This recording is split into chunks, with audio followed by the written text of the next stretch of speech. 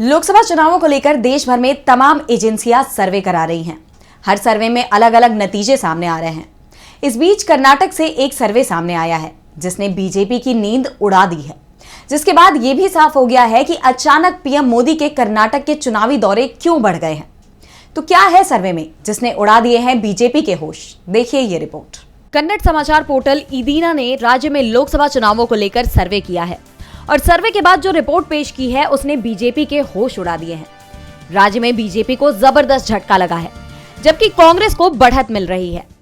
15 फरवरी से 5 मार्च के बीच किए गए इस सर्वे में साफ हुआ है कि राज्य में विधानसभा चुनावों के बाद से कांग्रेस का समर्थन तेजी से बढ़ रहा है।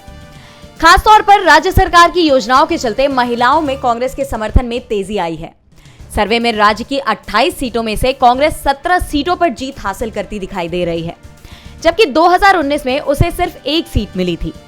जबकि बीजेपी और जेडीएस गठबंधन को 11 सीटें मिलती दिखाई दे रही हैं। 2019 में बीजेपी को 25 और जेडीएस को 1 सीट पर जीत मिली थी।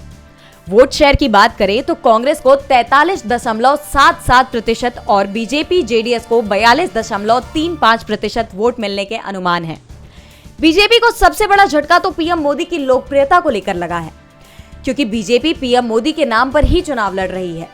ऐसे में जब कर्नाटक के लोगों से मोदी सरकार के तीसरे टर्न को लेकर सवाल किया गया तो सिर्फ 45% लोग ही मोदी सरकार को तीसरा टर्न देने के समर्थन में दिखाई दिए। मोदी सरकार की नाराजगी के पीछे सबसे बड़ा कारण महंगाई और बेरोजगारी को माना गया है, जो इस चुनाव में बड़े मुद्दे बनते दिखाई दे रहे हैं।